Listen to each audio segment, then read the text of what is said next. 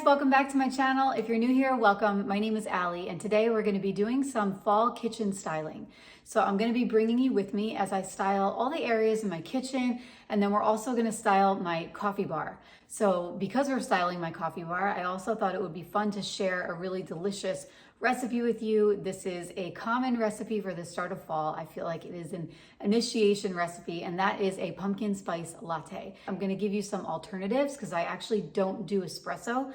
So instead of doing espresso, you can either use regular coffee, decaf coffee, or in the case as I'll show you today, I'm gonna be using a really delicious tea. I'm also going to be making this one dairy-free, but if you like to add dairy milk, go ahead and do that. Lots of options here in terms of the latte as well as the decor. So back to the decor, I'm going to be bringing in some really nice fall textiles. I'm going to be sort of showing you some of the things that I found in stores and just really warming up my kitchen with those really fun and cozy fall tones like the oranges and some more greens and just really giving things a lot of coziness and warmth. So I'm excited to bring you with me. If you like videos like this, make sure that you're subscribed to my channel. This way, every time I upload a new video, you'll get a notification. And give this video a thumbs up. Leave me a comment. Let me know what you think. I always really love hearing what you guys think. I love reading your comments. So without further ado, let's get into the video. I'm getting started today in my kitchen area, and I'm going to be styling with this large square black tray on my kitchen island. I like this tray because it's versatile, and I always think that black is really a good way to ground an arrangement. So I'm beginning also with this large, tall vase. This is a wooden divoted vase, and I like that it adds height and texture to the back of the arrangement.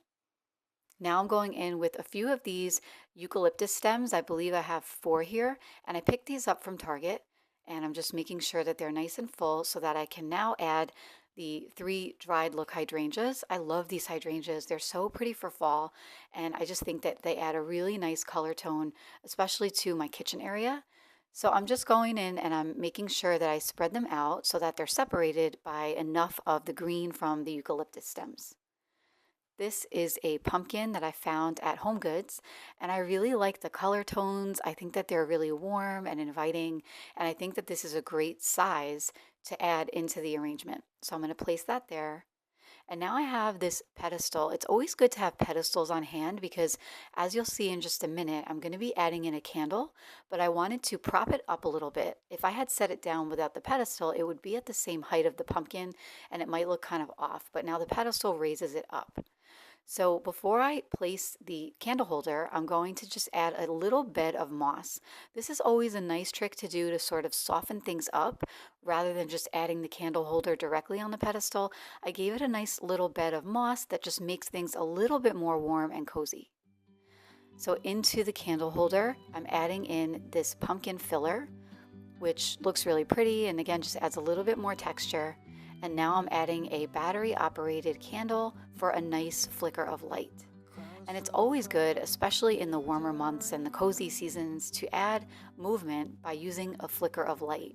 It's really warm and inviting.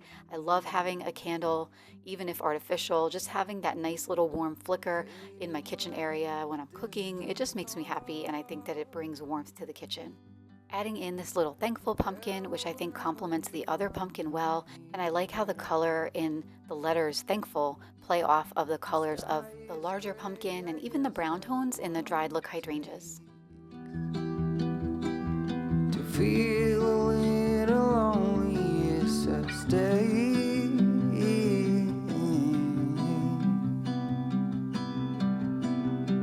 Do you feel our love is the only thing that is real? It's like I also really like having the tray here on my kitchen island because I can place jewelry in it when I'm washing dishes and just glasses of water. It's just nice to sort of have an area where everything is organized but also looks beautiful. It's what I got, and then the summer turned into... I picked up these dish towels when I was at HomeGoods, and they're just so simple and understated. It's hard to tell in the video, so this is from when I shopped for them. They have a really warm cream and orange palette, and I think that they complement the whites and the woods in my kitchen. This was a Rachel Zoe set. It was only $9 for the 3 of them. So I'm just going in and I'm adding one of the patterned pieces first as the backdrop, and then I'm placing the solid tone above it. And you can even reverse that. You can do the solid on the bottom and the patterned on the top. But it just adds a nice cohesive look, especially when I add the other dish towel to my dishwasher. Now I'm going to be styling this corner to the right of my stove, and I'm going to begin with this round beaded tray. And this is just a nice wood element. I have a lot of white in my kitchen, so I like to break things up with a lot of wood. So adding in things that I use every day, like this salt keep, the olive oil jar, and some pepper. And now I'm adding in this spoon rest that I found at Target. This was part of the Threshold collection, and again, really nice natural way, but also functional. This right here is a beautiful vintage mortar. I found this piece at my local thrift shop. I actually found a really beautiful piece that I linked for you that's very similar. I think it adds a lot of character and warmth to that corner there. Because I like to keep it functional as well, I'm adding in this mortar and pestle that I use so that it's easily accessible and also goes with the theme here and looks pretty.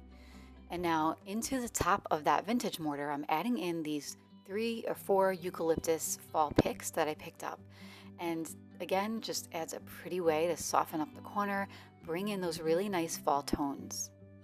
This is a very simple, beautiful piece that I found at home.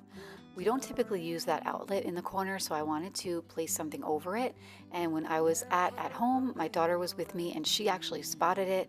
And I just think that it is the most understated, pretty way to bring in the season of fall. I love the natural elements of those leaves, and it was exactly the height and scale that I needed in that corner. Now I'm styling the area to the left of my stove, and I'm going to begin with layering a few cutting boards. So this is a set of 2 cutting boards, and I'm adding in the third one, which is that marble smaller scale, and as you can tell, I have 3 different sizes there.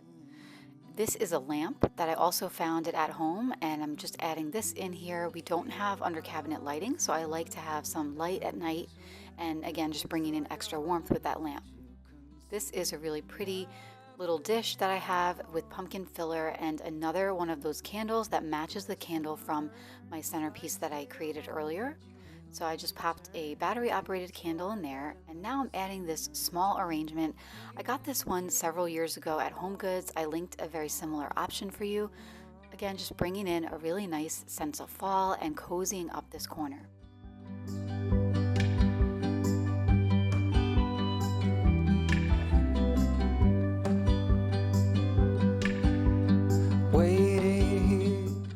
I really like to bring in natural elements whenever I can in the kitchen, and I really like to make a space functional. So I'm going to be adding in this large round wood tray, and into the tray I'm placing fruits and vegetables and things that we eat every day that are also seasonal. So I have my spaghetti squash, my butternut squash, my bananas, my avocado. Having things out like this in the open is pretty natural, decorative, and then also reminds me, like, hey, I have a butternut squash there. Maybe I can make some butternut squash soup tonight. I always like to send myself those little reminders.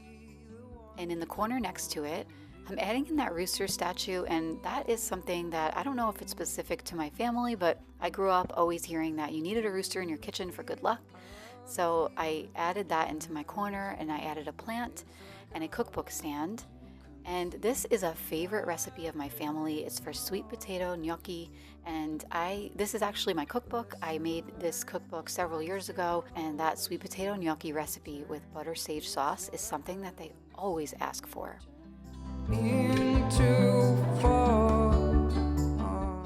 Now I'm headed over to my coffee bar, and I don't have a huge space to work with here, but I want to make the most of it, and I really want to cozy it up.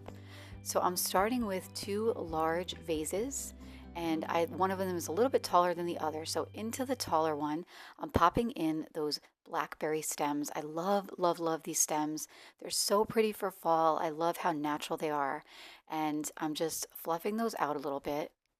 And into the smaller one, to keep with those brown tones and earthy tones, I've decided to add in a little bit of pampas grass.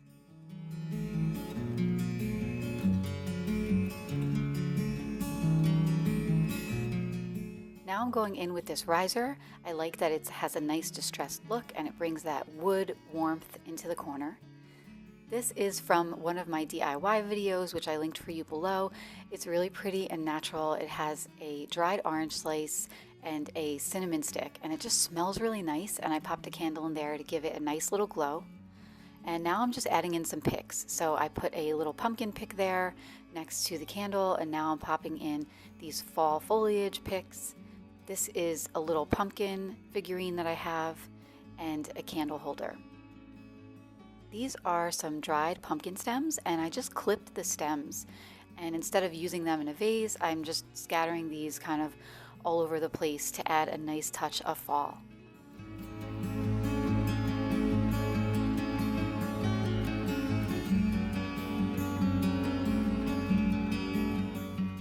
These cute little wood pieces are so adorable. I picked them up from Amazon, and I think that they just bring a nice, fun pop of color to the coffee bar.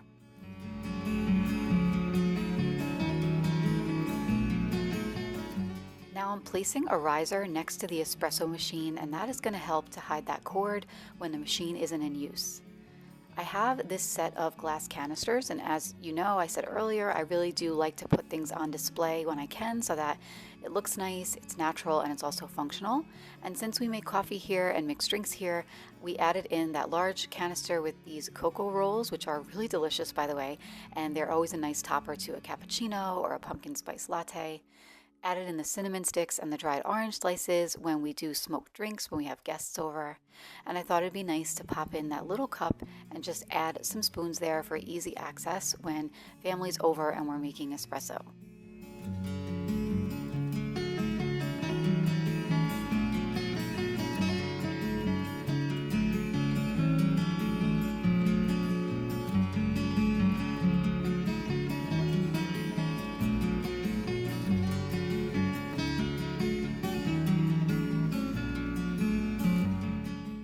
All that decorating made me really crave a pumpkin spice latte. This is my recipe that I've been using for years, and it's all natural and only has a tiny bit of added sugar from the maple syrup.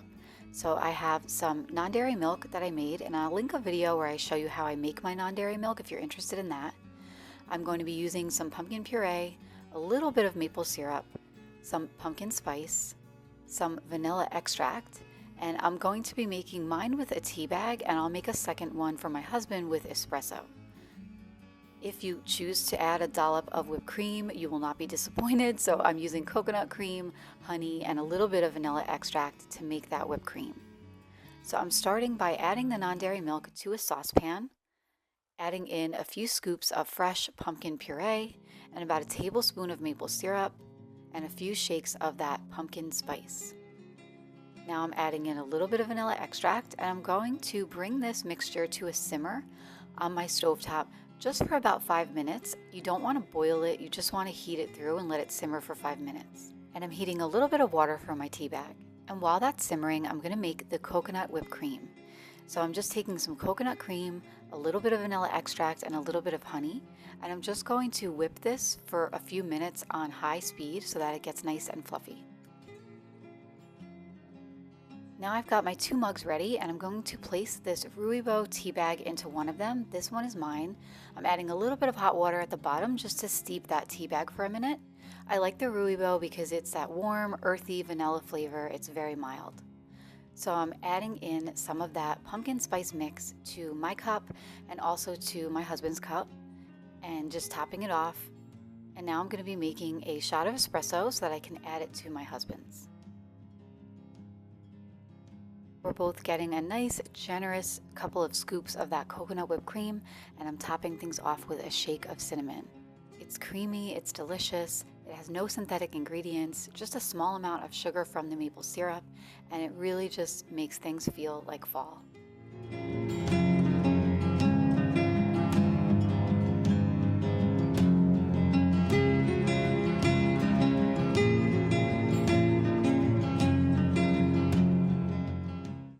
All right, guys, that's it for today. I really hope that you enjoyed this video as much as I enjoyed making it for you. I hope that I gave you a lot of really good ideas for decorating your kitchen, your coffee bar, or really any area in your home. If you are as inspired as I am by fall colors and tones and all the warmth that comes with the season. Make sure that you're subscribed to my channel. Definitely give me a thumbs up, leave me a comment, let me know what you think. I really always love hearing what you think. I so appreciate you guys being here and watching my videos. It really means a lot to me. Hopefully this inspired you to warm up your kitchen area, cozy up your coffee bar, and make yourself a really delicious fall treat to ring in the season. I also wanted to share with you guys some really good news. A lot of you have been really kind and have left me comments.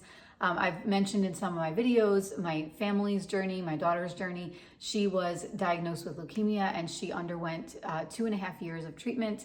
And we just celebrated 2 years post-treatment for her. So August 29th was her 2-year post-treatment date. So we went out to dinner and we got to go to clinic, and now we can go every 3 months to check her labs instead of every 2. She's considered a survivor at the 5-year mark, but right now we are celebrating that 2-year mark. It's a huge milestone, and I just again want to say thank you guys so much. Thank you for continuing to send us all your good vibes. We really appreciate it. And thank you guys again for being here. And I'll see you guys next time. Take care.